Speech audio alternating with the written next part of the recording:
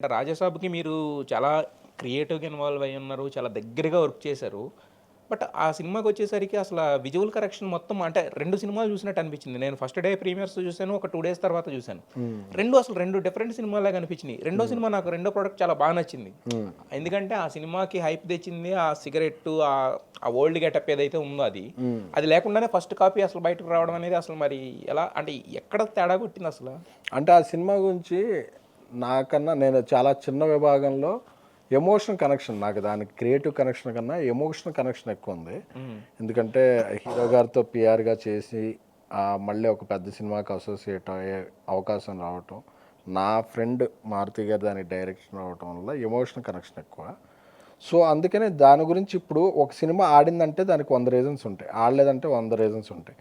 దాన్ని విశ్లేషించాల్సిన వ్యక్తులు నాకన్నా పెద్ద వ్యక్తులు విశ్లేషించాలి. దాని గురించి నేనేదో ఒక విశ్లేషణ చెప్తే బాగోదు. అందుకే నేను నేను ఐ విశ్లేషణ ఐ అనట్లేదు కీప్ సార్. అంటే సైలెన్స్ అబౌట్. ఎందుకంటే ఆ సినిమాకి ఎవరు ఎన్ని చెప్పినా ఎస్‌కేఎన్ అనే వ్యక్తి చెప్పిన మాటల్ని నమ్మి ఎక్కువ మంది ఎక్కువ హోప్స్ పెట్టుకున్నారు. ఎందుకు లేదు, పెట్టుకుంటారండి లేదు సార్. ఊరుకోండి. అంటే ఇప్పుడు ఎవరు చెప్పినా నమ్మేసి ఇప్పుడు ఎవరు మాట్లాడేసినా కూడా వచ్చేస్తదా హైపు? మీరు కల్ట్ బొమ్మ అన్నారు కాబట్టే కల్ట్ బొమ్మని ఇప్పటికి మాట్లాడుకుంటున్నారు. ఆ! మొన్న మీరు కల్ట్ క్లాసిక్ అన్నారు కాబట్టి దాని మీద సెటైర్‌లేసినా ఏమేసినా అదొక డిస్కషన్ పాయింట్ అవుద్ది. అదే చెప్పా కదా! ఇప్పుడు ఏ సినిమా గురించి ఎవరెందుకు మాట్లాడారనేది నా ఫ్రెండ్స్ సినిమా గురించి నేను ఎక్కువ మీరు ఇన్వాల్వ్ అయ్యి ఉన్నారు మాట్లాడుకుంటాను. కదా క్రియేటివ్‌గా. క్రియేటివ్ అంటే ఏం వేలైనా నేను నా సినిమాలు చేసుకుంటున్నాను. హ్మ్. నా మరి దానికి ఏం చేశారు 'రాజాసాబ్‌కి' మీరసల? నేనేం చేయలేదు. హ్మ్. క్రియేటివ్‌గా అంటే నాకు చెప్పా కదా ఇంతకుముందు కూడా హీరోయిన్స్ కోఆర్డినేషను, హ్మ్. ఈ పీఆర్ టీమ్స్ కోఆర్డినేషన్. ఎందుకంటే ఒక పెద్ద సినిమా పాన్ ఇండియా సినిమా అన్నప్పుడు ఒక 10 టీమ్‌లు ఉంటాయి కాబట్టి ఈ కోఆర్డినేషన్. ఎందుకంటే నేను యాక్చువల్‌గా ఉండేవాడిని. అది వేరే ప్రొడక్షన్ హౌస్‌లో ఉన్నప్పుడు నేను ఎగ్జిక్యూట్ చేసేవాడిని ఆ అవును. ప్రాజెక్ట్. ఓకే. అప్పుడు బేబీ రిలీజ్ అవ్వల. హ్మ్. ఆ తర్వాత కొంత లేట్ అవ్వటం వల్ల అది ఒక పెద్ద ప్రొడక్షన్ హౌస్‌కెళ్ళింది. అక్కడ ఒక మంచి క్రియేటివ్ ప్రొడ్యూసర్‌లు, హ్మ్. ఎగ్జిక్యూటివ్ ప్రొడ్యూసర్‌లు, కో ప్రొడ్యూసర్‌లు ఉన్నారు హ్మ్. చాలామంది. హ్మ్. సో, నాకంత అవకాశం లేదు. హ్మ్. ప్లస్ నేను బేబీ పెద్ద సక్సెస్ అయింది. నేను అది హిందీలో చేసేది, తమిళంలో చేసేది, చెన్నై లవ్ స్టోరీ వీటిలతోనే. బట్ నేను అన్నోడిని ఏదైనా కోఆర్డినేషన్ చేయడానికి నాకొక టైటిల్ ఇస్తారు కాబట్టి కొంత కోఆర్డినేషన్‌లు ఈ క్రియేటివ్ ప్రొడ్యూసర్ అని దీనికి ఇచ్చారు. ఒక టైటిల్. లేతే మారుతి గారి సినిమాకి ఎప్పుడు నాది ఏ సినిమా అయినా executive producer or co-producer అని పడుద్ది. హ్మ్. ఫస్ట్ టైమే దీనికి ఇంకా పెద్ద పీపుల్ ఉన్నారు కాబట్టి ఫైనాన్షియల్ ఇవన్నీ చూసుకునేవాళ్ళు. సో, ఏదో ఒక ట్యాగ్ ఇవ్వాలి కాబట్టి ఇచ్చారు. So, but more than that నాకు ఎమోషనల్ కనెక్షన్ ఎక్కువ. ఎందుకంటే మారుతి గారికి ఒక పెద్ద హిట్ ప్రభాస్ గారితో వస్తే చూడాలని. హ్మ్. సో, అది వివిధ రీజన్ల వల్ల వర్కౌట్ అవ్వలేదు.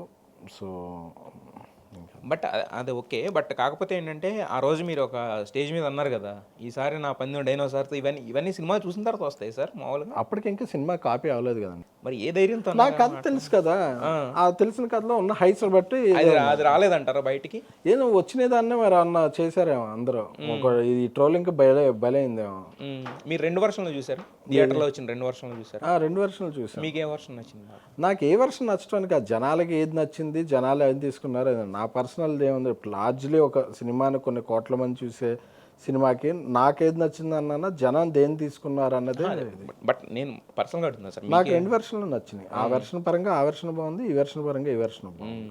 బట్ అంటే ఒక సినిమాకి ఇప్పుడు మీరు 'చెన్నై లవ్ స్టోరీ'లో చూపిచ్చారు. చూపిచ్చిన తర్వాత ఆ ఇసుక మీద కూర్చొని అది, ఆ సాంగు ఆ రెండే చూసే వస్తారు. ఫస్ట్ సెల్లింగ్ పాయింట్ అవును. మాకు అవును. మైండ్‌లో ప్రింట్ అయిపోయినాయి.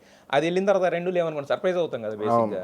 సో, అది అలాంటి తప్పు జరిగిందేమో అనిపిచ్చింది. దాని గురించి ఇప్పుడు ఎక్కువ మనం మనం లాగక్కర్లేదు ఇప్పుడు గానీ మాట్లాడుకోవడం ఇది. హ్మ్. ప్లస్ ఆ ప్రాసెస్‌లో డెసిషన్ మేకర్ కానీ నేను హ్మ్. వాళ్ళ ఎఫర్ట్స్‌ని కమెంట్ చేయడం అనేది it's not a right thing అని నేను. యెస్. యెస్.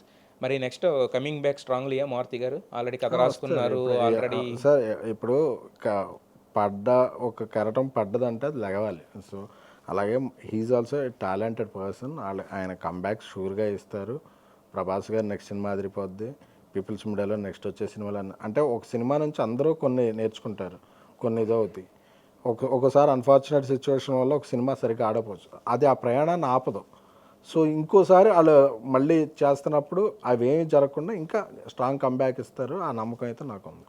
అదే ఆల్రెడీ ఒక హీరో ఫైనల్ అయ్యాడని అంటారు. కొంతమందేమో అవ్వలేదని రాస్తున్నారు. అసలు ఏంటి అది దీని ఆయన సినిమా కాబట్టి నేను అది ప్రొడక్షన్ చేయట్లేదు. సో, హ్మ్. ఆహ్, ఆయన అనౌన్స్ చేస్తేనే, ఆ ప్రొడ్యూసర్స్ అనౌన్స్ చేస్తేనే బాగుంటుంది అది. అదే ఓకే. ఉంటే ఓకేనండి. మాకు హ్యాపీయే. బట్ కొంతమంది ఉందంటున్నారు, కొంతమంది లేదంటున్నారు. అసలు ఏం అంటే ఇప్పుడు కొంతమంది ఉందన్న వాళ్ళ దగ్గర ఇన్ఫర్మేషన్ ఉంటుంది, లేదన్న వాళ్ళ దగ్గర ఇన్ఫర్మేషన్ ఉండదు కదా. అంటే ఇప్పుడు ఆయన ఒక హీరో ఓకే చేసుకున్నారు అనుకోండి, అదే వాళ్ళిద్దరి మధ్య విషయం. వాళ్ళిద్దరి మధ్య విషయం తెలిసిన వాళ్ళు చెప్పొచ్చు ఉందని, ఎస్. లేదని చెప్పే వాళ్ళకి ఇన్ఫర్మేషన్ ఎలా ఉంటుంది? ఆ హీరో వెళ్ళి నేను ఈ సినిమా చేయట్లేదండి అని ఆయనతో చెప్పడు కదా. నాకు ఈ హీరో ఓకే చేశాడు నేను అలా చెప్పలేదు, వాళ్ళకి ఇన్ఫర్మేషన్ లేదంతే. అంటే మీరు ఉందనే కేటగిరీలో ఉన్నారు అనుకోవచ్చు ఆహా, ప్రస్తుతానికి. లేదు అనేది ఎవరు చెప్పినా తప్పు అంట. ఉందనేది చెప్పినప్పుడు ఎవరన్నా వాళ్ళకి ఇన్ఫర్మేషన్ ఉంది కాబట్టి చెప్తారు. లేదనేది చెప్పడానికి నువ్వు ఆ హీరోతో నువ్వు పక్కన ఉండాలి, లేకపోతే ఆ డైరెక్టర్ పక్కన ఉండాలి. ఆ ఇద్దరు పక్కన ఉన్న వ్యక్తులు కాదు కదా. లేదంటే సోఫా కింద ఉండాలి. అది. సో ఫాల్స్ ఇన్ఫర్మేషన్ చెప్పేవాళ్ళది ఎప్పుడు తప్పే ఉంటుంది. Yes sir.